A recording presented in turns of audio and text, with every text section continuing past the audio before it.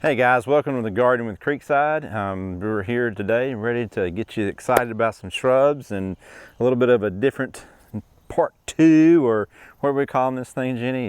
Jenny and Jerry's edition. So this is of course Jerry's edition. Behind me is the shrub lot. I'm going to hit some really fantastic shrubs here in just a minute.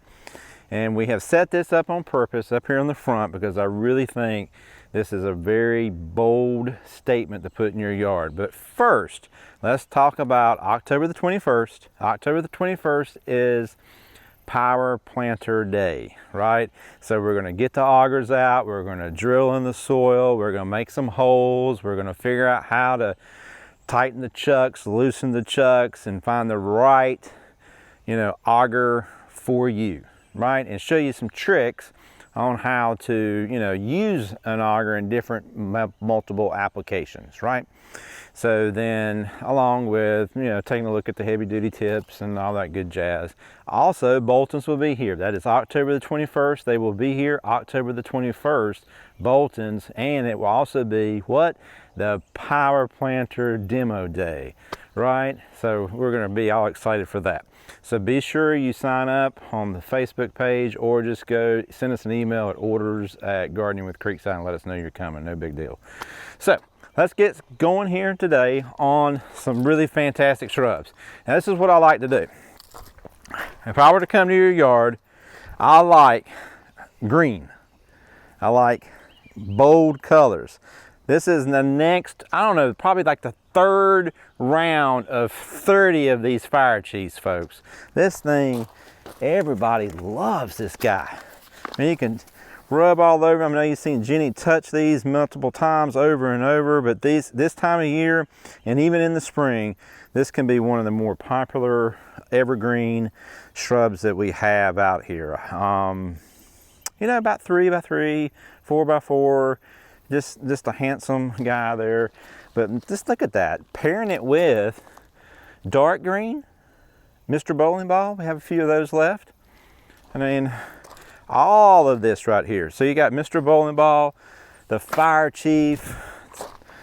I had a customer that came in this morning and it was talking about their beautiful Sunshine Ligustrum. They had planted a hedge row of them with tea olive in between them, and they say when you come down the road now, it's just this bright color, and you're at their house, right? It really shows up. So we've planted a lot of these in front of homes.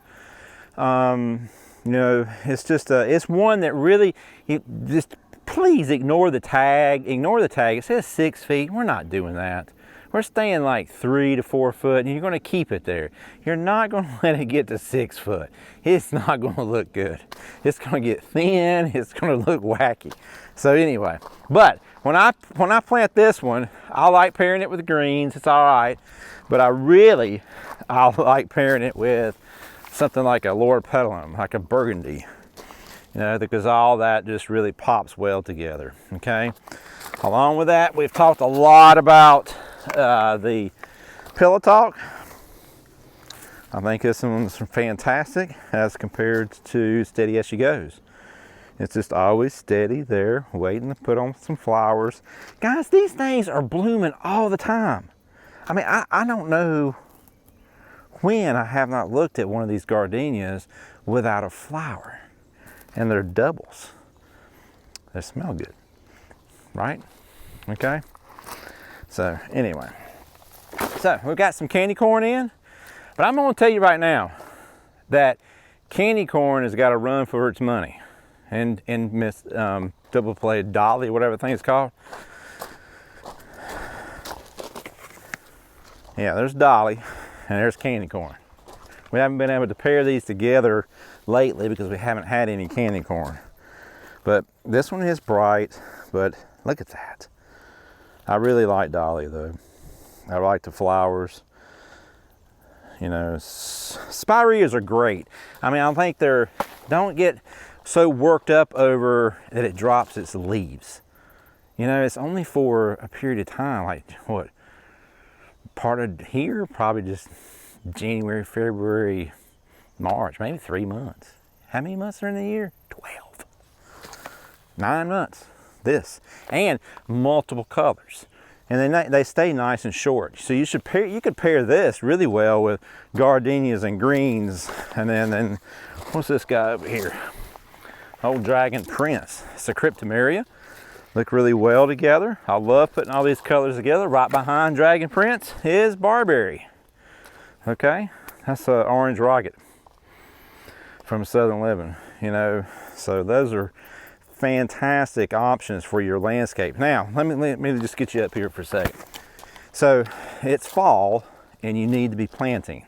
This place here needs to be empty because it should be so busy right now with planting your shrubs and your trees.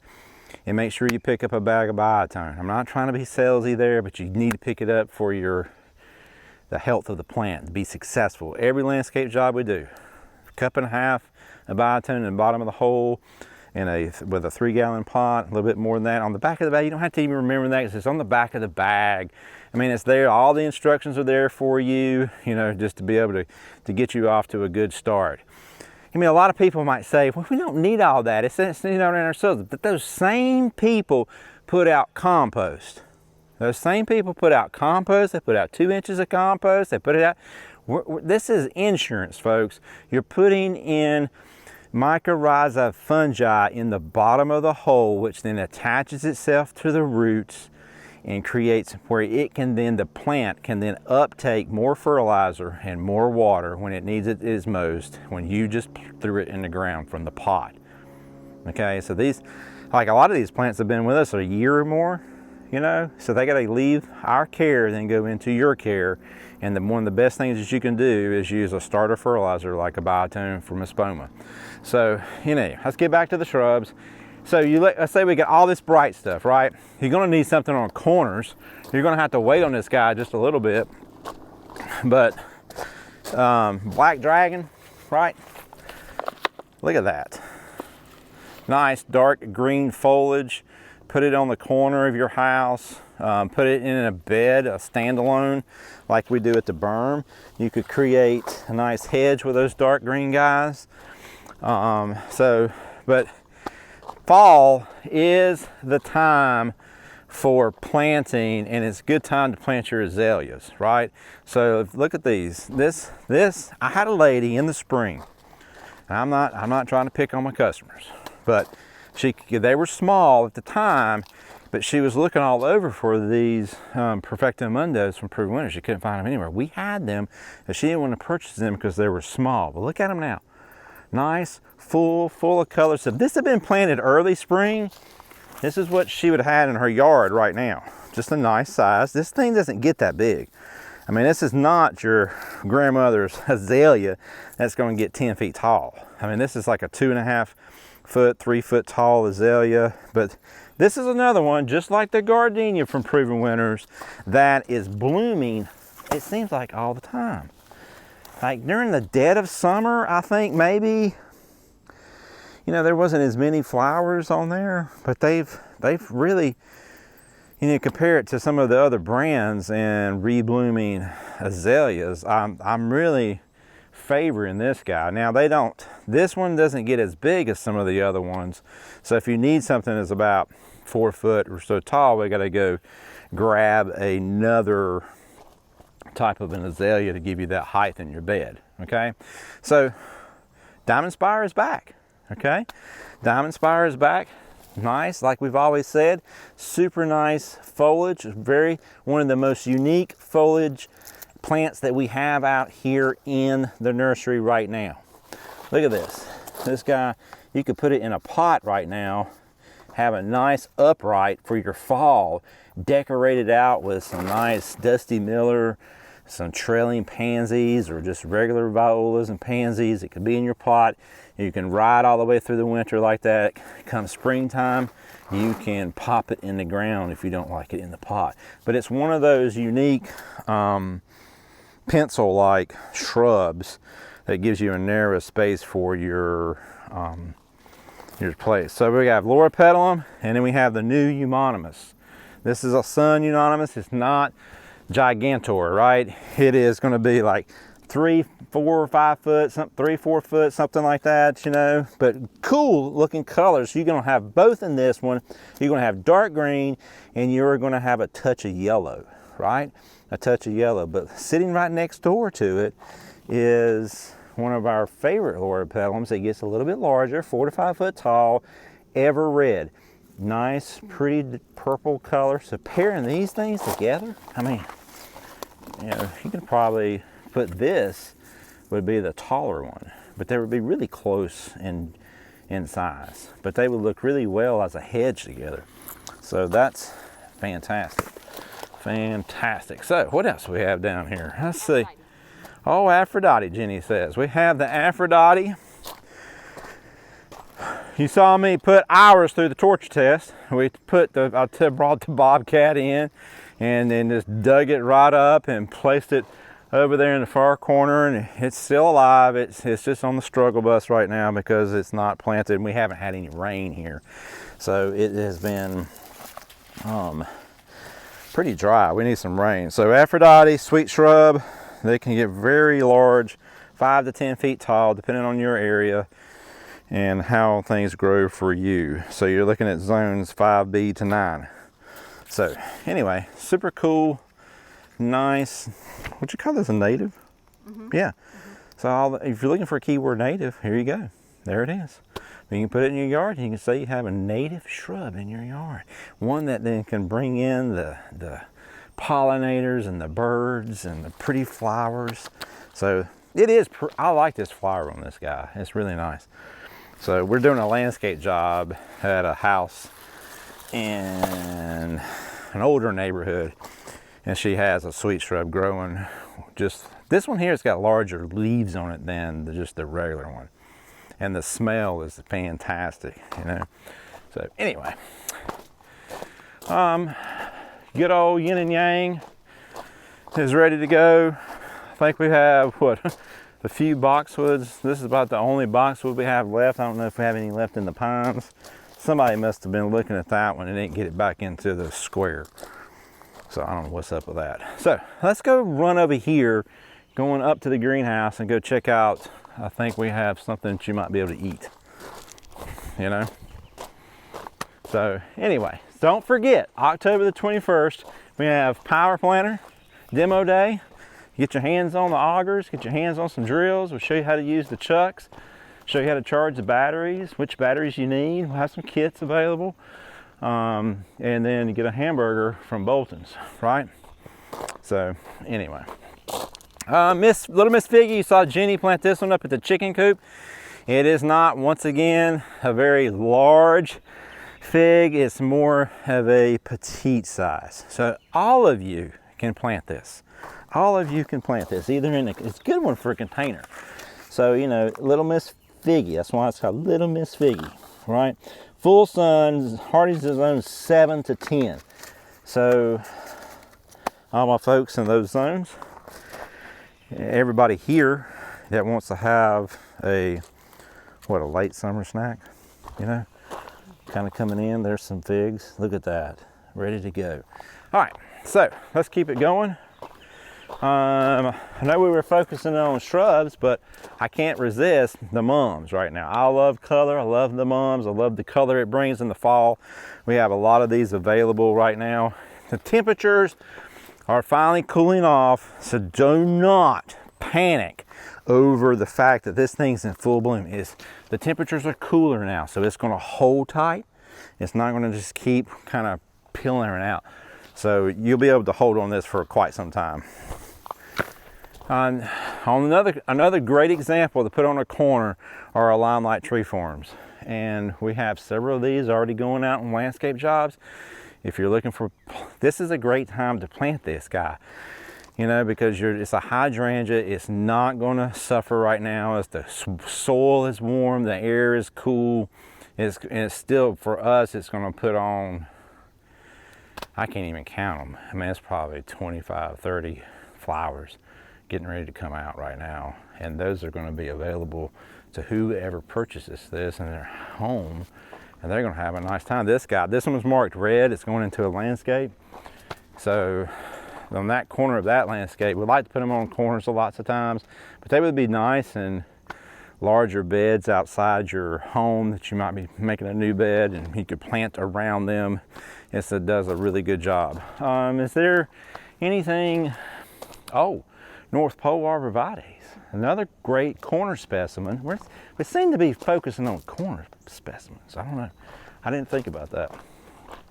So, nice pairing. CC or Randy got this set up for us. It's a nice pairing with the black dragon, fire chief, and this, what's this? Blue paradise, Scazzicarium grass. Excellent. So over here, North Pole, narrow, 3 to 4 foot. Here, it's not going to get as tall as it says on the tag as we're warmer. So probably about 8 feet tall, 10 feet tall, maybe a little bit less than that. So these are beautiful. We have sold about 6 of these to a customer that are creating a screen along with some little gem magnolias. So those are great, cool pairing to do together with the narrow and the wide. I'm not sure how they're putting all that together, but anyways, is there anything new in the pines? We can go over there and take a look real quick.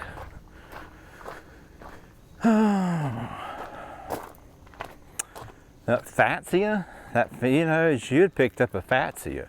Jenny stole one. I did not. She said she didn't steal it. She just snuck it out. She just snuck it out. I did not. You snuck it out. Oh, there they are. There we have a select number. This is a new one for us. Look at that. Bright green, yellow, tight foliage of different colors of foliages on it. It's a super, super, super nice plant. I'm thinking, I don't know on this guy's, because this one's called Fatsia Spider's Web. Yes, so it's for the shade. Shade, but how tall though? It can get, I'd have to look at it, but I think it get big. A good size, like 4 to 5. Yeah, 4 to 5 foot. It's definitely a shade plant, and it needs protection from the winter winds. Yeah, protect that from the winter winds, folks. Keep it away from the wind blowing north wind. You do not want to do that. Oh my gosh, rubies. Yes. Yes, these, every time they come in, they're gone. It has not, it's getting there. It's trying to change color. It will get really red, and it will be absolutely stunning come later in the fall and into winter. That's ruby slippers. Yeah, so ruby slippers, not whatever I said.